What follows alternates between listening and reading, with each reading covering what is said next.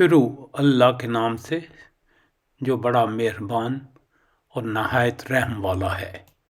अल्लाह ताला ने मौत और ज़िंदगी को पैदा किया ताकि तुम्हें आजमाए कि तुम में से कौन अच्छे अमल करता है।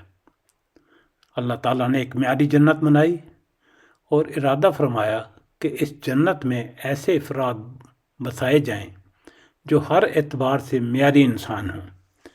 इस मकसद के लिए अल्लाह ताला ने ज़िंदगी और मौत को पैदा किया और इंसान को नेकी और बदी करने का इख्तियार भी दिया। मौजूदा दुनिया जन्नत में दाखिले की तरबियत और सिलेक्शन ग्राउंड यानी एकेडमी की हैसियत रखती है। इस दुनिया में हर एक की आजमाइश यानी इम्तहान हो रहा है। ये एक ऐसा इम्तहान है कि जिसका सवालनामा हर इंसान को उसके बालग होने पर दे दिया जाता है। जवाब जमा करवाने की मुद्दत का इल्म सिर्फ अल्लाह ताला को है। ये मुद्दत हर बंदे के लिए मुख्तलिफ है। किसी लम्हा भी इम्तहानी वक्त के ख़त्म होने का ऐलान करके हज़रत इज़राइल अलैहिस्सलाम जवाबनामा खींच लेगा। मज़ीद मोहलत किसी सूरत नहीं मिलेगी।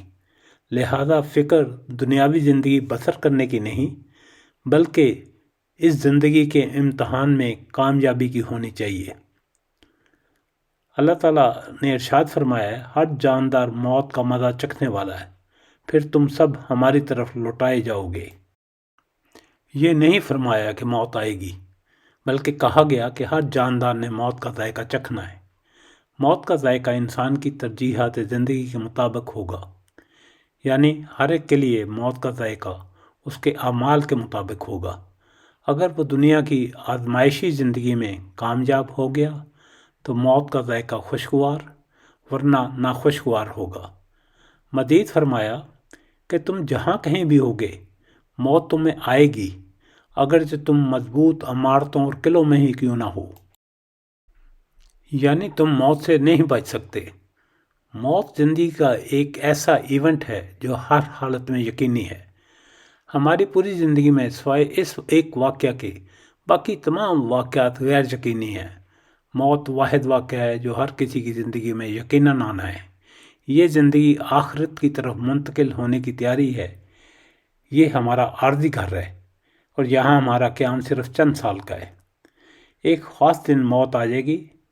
वो जिस्म का ख़ात्मा होगा लेकिन मुकम्मल ख़ात्मा नहीं। बस इस दुनिया से हमारे अमाल के मुताबिक हमें मुस्तकिल क़यामगाह में ट्रांसफ़र कर दिया जाएगा। इंसान इस दुनिया में औसतन 70-80 साल ज़िंदा रहता है, मगर मुस्तकिल क़याम में अनगिनत अरबों खरबों साल गुजारने होंगे। बदकिस्मती से हम ज़िंदगी के गैर यकीनी वाक़यात मसलन प्रोफेशनल एजुकेशन, बिज़नेस, नौकरी, शादी, बच्चे वगैरह के बारे में तो बहुत सोच विचार लंबी चौड़ी प्लानिंग करते हैं। लेकिन ये तमाम ऐसे वाक़यात हैं जो मुमकिन है कि ज़िंदगी में कई वजूहात की वजह से वक़ूफ़ पदीर ही ना हो। इन सब का होना या ना होना उम्र, मेहनत और इस तरह के बहुत से दूसरे फैक्टर्स पर मुनहसर है। क्या हम वो मकासद ज़िंदगी जिनकी हमने प्लानिंग की है हासिल करने तक ज़िंदा भी रहेंगे या नहीं। मगर मौत एक अटल हकीकत है।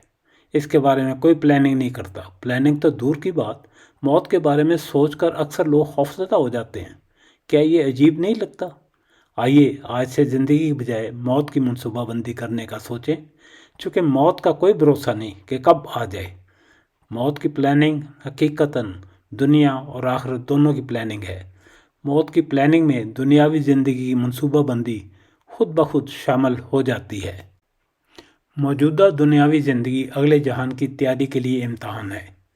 इस इम्तहान का सिलेबस कुरान पाक, सीरत नबी, हदीस मुबारक सल्लल्लाहु अलैहि वसल्लम और फितरी कानून है। इम्तहानी मुद्दत के बाद हर एक का नामा इमाल देखा जाएगा। सिर्फ दीन पर बाअमल अफराद ही कामयाब करार पाएंगे। जो लोग इस स्कीम को समझ जाते हैं तो उनके लिए ज़िंदगी का हतमी मकसद यानी अल्लाह ताला को राज़ी करना आसान हो जाता है। यही दुनियावी और अब्दी कामयाबी है। दीन अल्लाह ताला को राज़ी करने का नाम है। हम हर लम्हा आखिरत के करीब जा रहे हैं। वक़्त कम होता जा रहा है। मौत की तैयारी ज़िंदगी भर का अमल है, जबकि हम इस नागुज़ीर दुनियावी ज़िंदगी के इख्तितामी मंसूबे की मनसूबाबंदी करने की बजाय زندگی کو کم ترجیحات کی منصوبہ بندی میں ضائع کر دیتے ہیں۔ مسلمان کے لیے موت خاتمہ نہیں بلکہ ایک نئی زندگی کا آغاز ہے۔ یہ صرف جسم کا خاتمہ ہوگا جسے اس جہان فانی میں چھوڑ دیا جائے گا، جبکہ روح کو آخری زندگی میں ٹرانسفر کر دیا جائے گا۔ آخرت کی زندگی وہاں کے ضابطوں اور قانون کے مطابق بالکل جاری و ساری رہے گی۔ انسان اس دنیا میں صرف چند سال زندہ رہتا ہے، مگر دوسرے جہان کی زندگی تو دائمی اور ابدی ہے۔ ارشاد الہی ہے، اے ایمان والو، اللہ سے ڈرتے رہو اور ہر شخص دیکھ لے کہ کل کے لیے اس نے اعمال کا کیا ذخیرہ بھیجا ہے۔ یہاں کل سے مراد آخرت ہے، اس لیے اس دن کے آنے سے پہلے اپنا حساب خود کرتے رہا کریں، تاکہ جب اللہ کے سامنے پیش ہوں تو تمہارے پاس نیک اعمال کا خاطر خواہ ذریعہ ہونا چاہیے۔ یہ زندگی مقام عمل ہے، یہاں ہم جو اچھے برے اعمال چاہیں کر سکتے ہیں۔ اگلی زندگی انہی اعمال کا مقام حساب اور جزا و سزا ہے۔ ارشاد الہی ہے، جو اللہ کے سامنے کھڑا ہونے سے ڈرا اور نفس کو بری خواہشات سے باز رکھا تو جنت اس کا ٹھکانہ ہوگی۔ ہمارے ساتھ ہر وقت کا ایک ساتھی نفس ہے۔ ترغیبات نفس کی اپنے جسم سے جدائی سب سے مشکل کام ہے۔ جس انسانی نفس نے یوم جزا کی مناسب تیاری نہیں کی تو اس دنیا کو چھوڑنے کے لیے آمادہ نہیں ہوتا۔ اگر تیاری کی ہو تو پھر اللہ کی طرف لوٹنے میں زیادہ آمادگی ہوتی ہے۔ اس کی مثال ان دو طلبہ جیسی ہے، ایک نے امتحان کی مناسب تیاری کی ہے تو وہ امتحان کے لیے ہر وقت تیار ہے، اور جس کی تیاری نہیں تو وہ چاہتا ہے کہ امتحان کبھی بھی نہ ہو۔ بلوغت کی عمر کو پہنچتے ہی انسان اپنے اعمال و کردار کے لیے جواب دہ ہو جاتے ہیں۔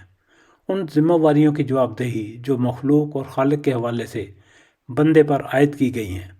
یقیناً موت پر ہمارا کوئی کنٹرول نہیں، یہ اپنے مقررہ وقت پر آنی ہی آنی ہے، لیکن ہم آخری زندگی میں کامیابی دلانے والے اعمال کرنے کی کوشش تو کر سکتے ہیں۔ ذیل میں موت کی منصوبہ بندی کے لیے ایک عمومی خاکہ دیا گیا ہے۔ یہ صرف ایک گائیڈ لائن ہے۔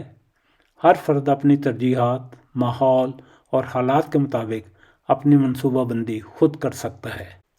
دنیاوی زندگی کے لیے درست اور متوازن ترجیحات طے کریں۔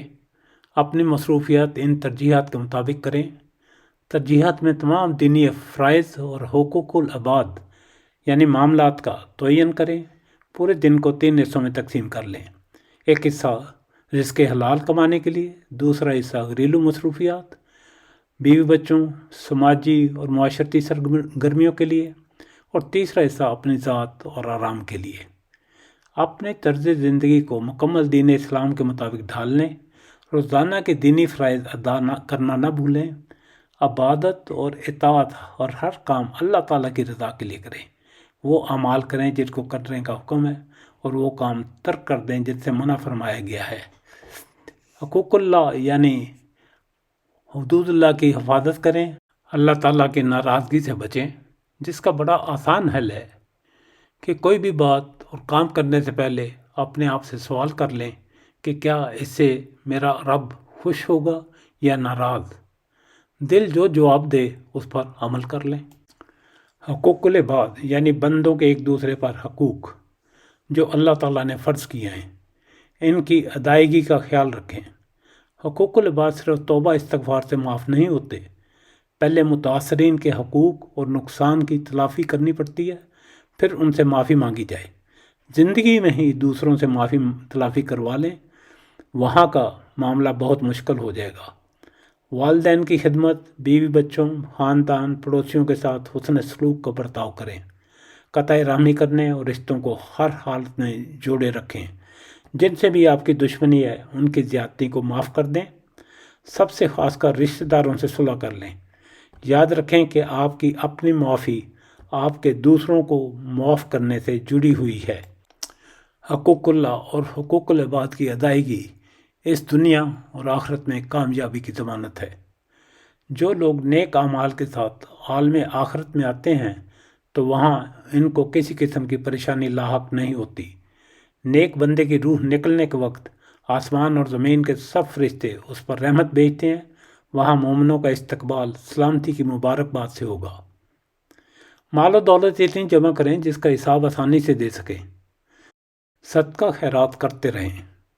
اپنے ہاتھوں سے دنیاوی زندگی میں خرچ کیا ہوا مال ایسی سرمایہ کاری ہے جو آخرت میں کام آئے گی۔ مرنے کے بعد اثاثے تو اس دنیا میں ہی رہ جائیں گے جو آپ کے کسی کام کے نہیں، چونکہ مرتے ہی حق ملکیت ختم ہو جاتا ہے۔ اثاثے وراثت میں تبدیل ہو جاتے ہیں جو کہ وارثوں کا مال ہے۔ والدین کے لیے بچوں کی تربیت عمل مسلسل ہے۔ اچھی تعلیم و تربیت سے زیادہ ایک باپ کا اپنی اولاد کے لیے کوئی عطیہ نہیں ہے۔ اپنی اولاد کو دینی اور دنیاوی علوم کی تعلیم دیں، اچھے آداب سکھائیں۔ نبی اکرم صلی اللہ علیہ وسلم نے فرمایا، اگر کوئی شخص فوت ہو جائے تو اس کے اعمال کاٹ دیے جاتے ہیں سوائے 3 اعمال کی: نیک اولاد جو والدین کے لیے دعا کرتی ہے، دوسرا مستقل خیراتی کام یعنی صدقہ جاریہ، تیسرا علم نافع جو پیچھے چھوڑ گیا جس سے لوگوں کو فائدہ ہوتا ہے۔ نیک اولاد اللہ تعالیٰ کی بہت ہی خاص الخاص نعمت ہے جو والدین کے لیے صدقہ جاریہ بن جاتی ہے۔ زندگی میں ہی اپنے قرضوں کی ادائیگی کرتے ہیں۔ رسول اللہ صلی اللہ علیہ وسلم جنازہ پڑھنے سے پہلے پوچھتے تھے کہ کیا میت پر کوئی قرض ہے؟ اگر ہوتا تو آپ صحابہ کرام رضی اللہ عنہم سے فرماتے کہ اپنے بھائی کا جنازہ پڑھ لیں۔ آپ صلی اللہ علیہ وسلم نے یہ بھی فرمایا، شہید کا ہر گناہ بخش دیا جاتا ہے سوائے قرض کے۔ قرآن اور حدیث صلی اللہ علیہ وسلم کے مطابق وصیت لکھنا ایک اہم دینی فریضہ ہے۔ موت کے بعد آپ کی وصیت خاندان کی دیکھ بھال اور خاندانی تنازعات کو حل کرنے میں مدد دیتی ہے۔ توبہ کی مہلت آثار موت سے پہلے تک ہے۔ جب موت کا فرشتہ سامنے آن کھڑا ہو اس وقت توبہ اور معافی قبول نہیں کی جاتی۔ موت بغیر وارنے کے کسی وقت بھی آ سکتی ہے، مگر زیادہ تر لوگوں کو ایک خاص عمر کے بعد موت کے نوٹسز آنا شروع ہو جاتے ہیں۔ ان نوٹسز کو آپ اپنے چہرے اور جسم کے مشاہدے سے کر سکتے ہیں۔ بالوں کا سفید ہونا، چہروں پر جھریاں، اعضاء کا کمزور پڑ جانا، مختلف بیماریاں، یہ قدرت کے نوٹسز ہیں اور قرب موت کی نشانی ہیں۔ لیکن افسوس، ہم ان نوٹسز کو وصول کرتے ہیں مگر موت کی تیاری نہیں کرتے۔ ہر دن کو زندگی کا آخری دن اور ہر لمحہ کو آخری لمحہ سمجھ کر گزاریں۔ اپنے رب کو راضی رکھنے کی کوشش کریں تاکہ روح آسانی سے اور اس حال میں نکلے کہ رب ہم سے راضی ہو۔ ارشاد باری تعالیٰ ہے، تم کو موت نہ آئے مگر اس حال میں کہ تم مسلم ہو۔ رب العزت نے بندہ مومن سے اجر عظیم کا وعدہ کیا ہوا ہے۔